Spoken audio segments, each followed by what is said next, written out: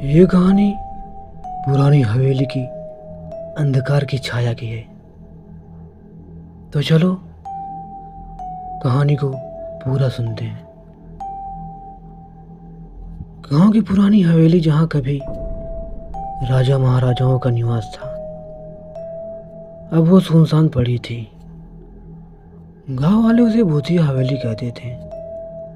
हर कोई उस हवेली से दूर बनाए रखता था, खासकर रात के समय। कहते थे कि वहाँ रात के अंधेरे में एक डरावनी औरत की परछाई दिखती है, जो हवेली में रहने वालों को कभी नहीं छोड़ती।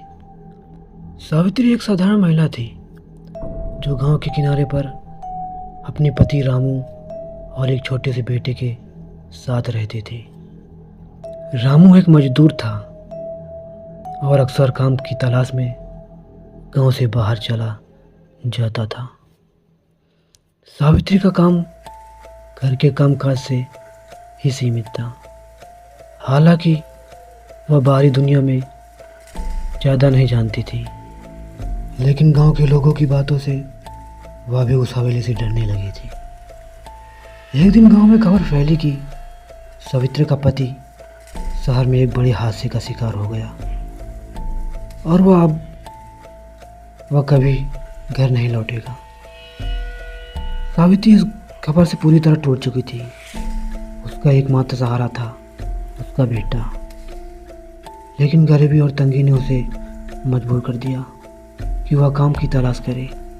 कई दिन तक गांव में इधर उधर भटकने के बाद उसे कोई काम नहीं मिला। आखिरकार एक दिन गांव के मुखिया ने उसे हवेली में काम करने का प्रस्ताव दिया। मुखिया ने कहा, हवेली की सफाई करनी है, वहाँ कोई जाता नहीं है, लेकिन अगर तुम जाओगे तो तुम्हें अच्छा पैसा मिलेगा। हालांकि हवेली की भूतिया किस्सों ने उसे भयभीत कर दिया, लेकिन अपने बेटे की भूख मिटाने के लिए उसने यह काम स्वीकार कर लिया। अगले दिन सावित्री जब हवेली में पहुंची तो वहाँ का माहौल अजीब सा था। हवेली के दरवाज़ों पर जंग लगे थे और खिड़कियों से धूल और मकड़ी के जालों के परतें लटक रही थी। हवेली के अंदर का सन्नाटा बेहद भयानक था। वह अपने कदम धीमे धीमे रखते हुए अंदर गई। उसके चारों ओर अजीब सी खामोशी थी, जैसे हवेली की दीवारें उसे देख रही हों। सावित्री ने काम शुरू किया। जैसे जैसे वह सफाई कर रही थी, उसे महसूस हुआ कि कोई उसके पीछे है। उसने मुड़कर देखा, लेकिन वहाँ कोई नहीं था। उसने इसे अपना भ्रम समझा और काम जारी रखा, लेकिन हवेली की हवा में एक अजीब सी ठंडक और गहनता थी। सावित्री ने खुद को धीरज बंधाया और सोचा कि कुछ नहीं होगा। दिन बीता और रात हुई। हवेली के अंदर अंधेरा घना हो चुका था। सावित्री ने अपने सफाई का काम खत्म किया और जाने के लिए तैयार होने लगी। तभी उसे हवेली के कोने से धीमे धीमे रोने की आवाज़ सुनाई देने लगी। वह रुक गई। आवाज़ इतनी स्पष्ट थी कि उसे लगा कि कोई सचमुच वहाँ है। वह हिम्मत करके उस आवाज़ की दिशा में चली। जैसे ही वह हवेली के पीछे वाले कमरे पर पहुंची, उसे वहाँ एक पुरानी दर्पण दिखाई दी। वह दर्पण किसी भी साधारण दर्पण की तरह नहीं था। उसमें कोई भी परछाई दिखाई देती तो वह धीरे धीरे धुंधली हो जाती, जैसे कोई उसमें समा रहा हो। सावित्री को उस दर्पण में एक स्त्री की परछाई दिखाई दी। वह स्त्री सफ़ेद साड़ी में थी। उसका चेहरा ढका हुआ था और उसकी आंखों से आंसू बह रहे थे। सावित्री को लगा कि वह स्त्री उसे बात करना चाहती थी। उसने निडर होकर पूछा, तुम कौन हो? स्त्री ने धीरे से कहा, मैं वही हूँ जो इस हवेली की मालकिन थी, लेकिन मेरे साथ अन्याय हुआ।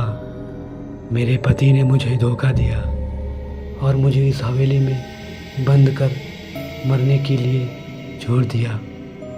अब मैं इस दर्पण में कैद हूँ। जब तक कोई मेरी सच्चाई नहीं जानता, मैं मुक्त नहीं हो पाऊंगी।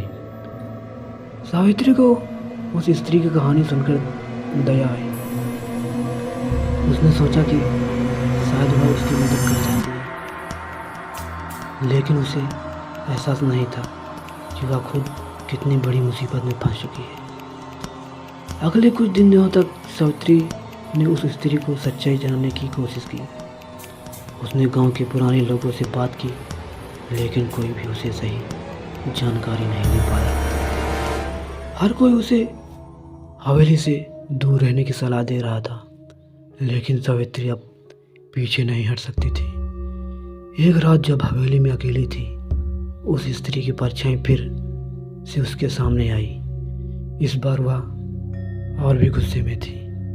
उसने सावित्री से कहा, तुमने मेरी मदद करने का वादा किया था, लेकिन तुमने कुछ नहीं किया। अब तुम्हें मेरी जगह इस दर्पण में रहना होगा।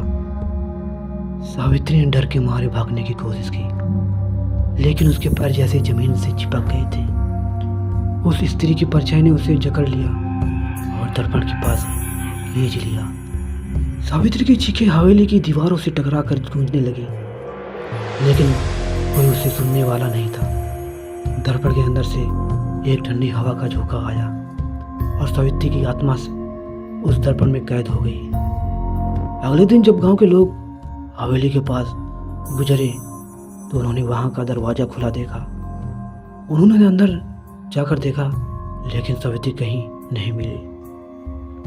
बस उसे पुराने दर्पण में एक नई परछाई दिखने लगी। सावित्री की परछाई। उसके बाद से गांव के लोगों ने हवेली को और भी ज़्यादा भयानक मान लिया। अब कोई भी उस हवेली के पास जाने की हिम्मत नहीं करता था।